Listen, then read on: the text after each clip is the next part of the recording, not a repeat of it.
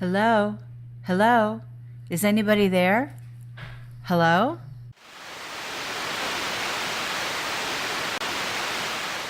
Can anybody hear me? Hello? Is anybody there? Hello? All right, communications. This is probably the single most important thing. You know what?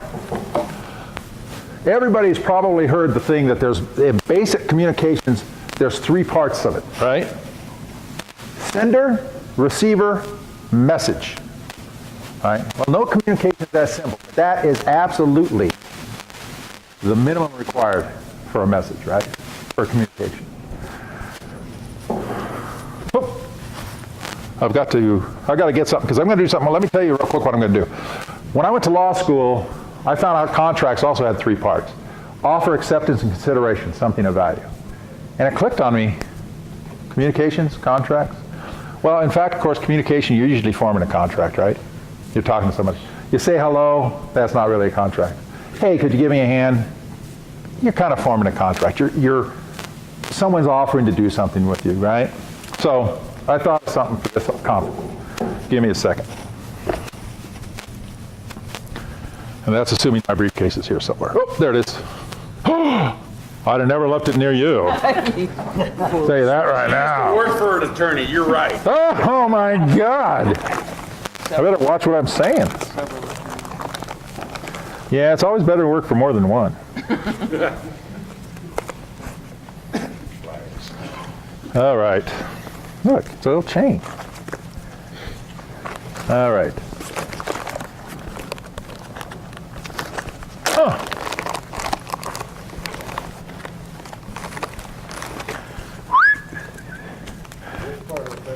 It is. You would think with that extra 15 minutes I'd be done. A lawyer can never find I know. You know, if I was billing you by the hour, I'd still be digging in that bag. All right. So, contracts, communication, both have three parts. Other than that, unrelated, right? But I need, like a magic act, although I've already told you I'm not a magician, I need a couple of volunteers. They can stay right where they are. You're moving. I assume you're getting ready to get up. So, never move at the wrong time. Never volunteer. And never move at an auction or when they've just asked for volunteers, right? Who wants to give me $500 for this? All right, 500 there. All right, come here. Do me a favor. I'm going to move this way.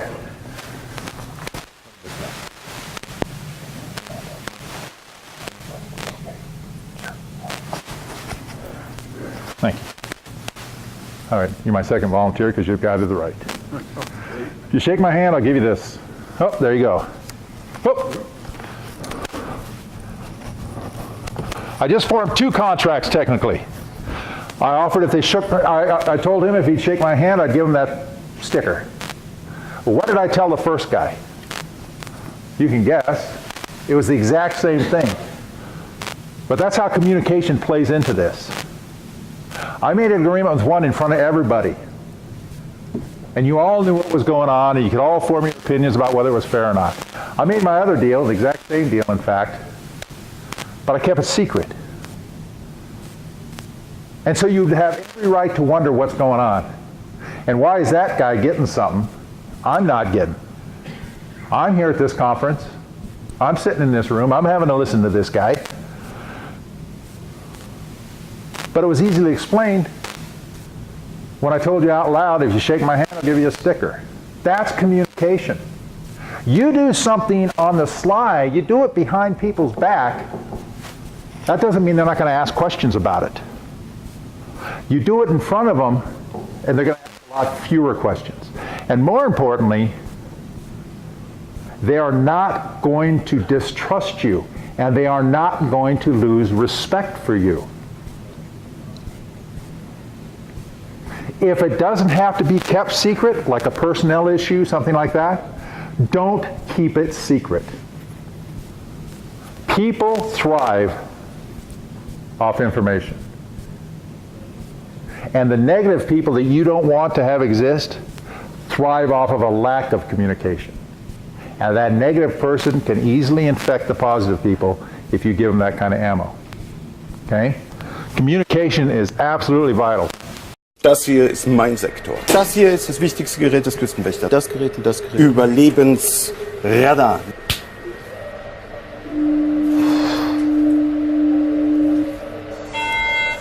Mayday, Mayday. Hello, can you hear us? Can you hear us? Can you... Over. We are sinking. We are sinking. Hello? This is the German Coast Guard. We are sinking. We're sinking. What are you thinking about? Up at the top it says Mr. Ms. 365 or minimum. Anybody in here ever hear the phrase Mr. Minimum or Ms. Minimum or Mrs. Minimum? Ms. 365? Well, up in our area, that was the person who spent a year on probation, did everything. Never enough to help out. Then on 366, the first day off probation, they went down to do absolute requirements. Called them the Mrs. Minimums or whatever.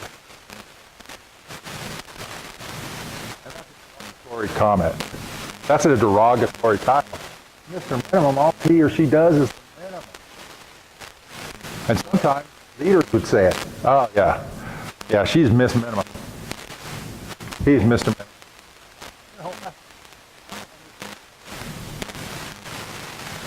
You know what I would do? And in fact, what I did do, because it used to bug them. If I had somebody who just did the minimum, you know what I used to do?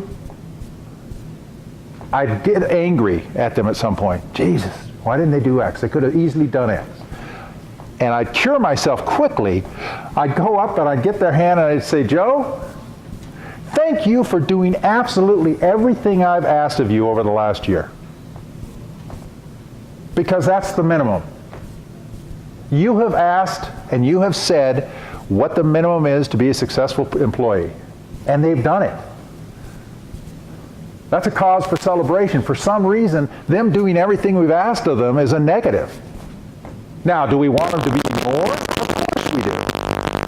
We love people who have self-initiative, who do extra and all the rest of that. But if you communicate to somebody that they're a Mr. or Mrs. Minimum, you're at fault. If you don't like the level of work they're giving you, raise the minimums. But if you say this is all you've got to do to be successful, be happy they do it, because they don't have to. They could do less. Shake their hand, say thanks for doing everything. I'll tell you what happens when you do that. You go up to Mr. or Ms. Minimum, Mr. or Ms. 365, and you say thank you for doing everything I've asked of you. They actually improve. They do. Sometimes they're just the people who need a little motivation. But every case, typically, at least for a short period, people will improve. All right, and I was talking about communications. You have to be heard, you have to be understood, and you have to listen.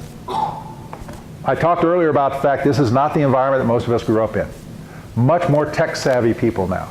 I had to have the waiter come hook up my computer. That's how sharp I am on computers. I cannot relate to a 22-year-old. I don't get it. I can't relate to my 11-year-old grandson.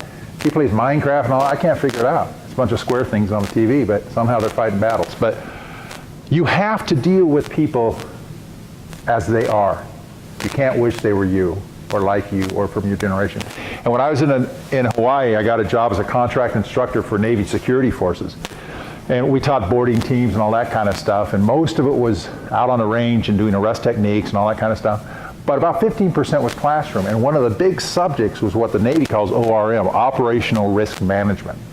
We all know it as risk management. And it was like an hour-long class.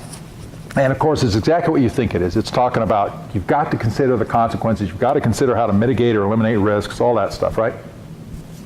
And so I finished my talk and I said, you know, as an example of operational risk management, just think of the Normandy invasion, World War II, June 6, 1944.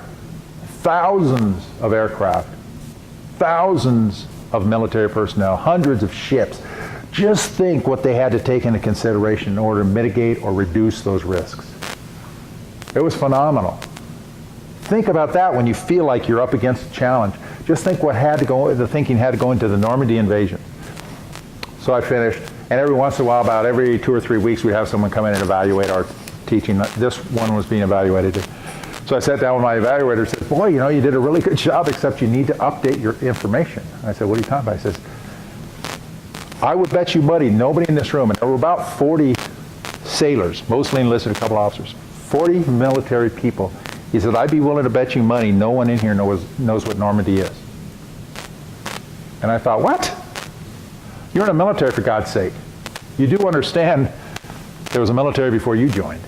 And you do understand we've had wars. But no, these folks in this room had no clue what Normandy was. I grew up, Normandy was a huge deal.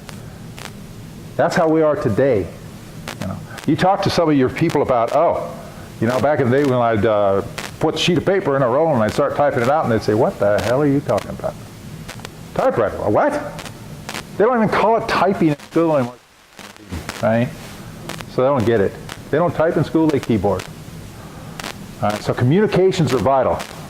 And like I've talked about, all these vertical cables, that's what we've been talking about. Communication between everyone you're relating to is absolutely vital. You've got to let them know what you think, what you want done. Patient has a fractured fibula. Given him a mild sedative, so I could be able to go on tomorrow. Daddy's gonna be so excited.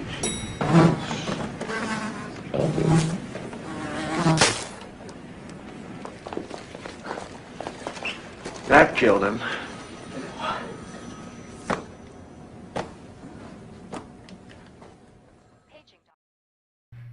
Hello. Oh, thank you. I'm glad someone is there.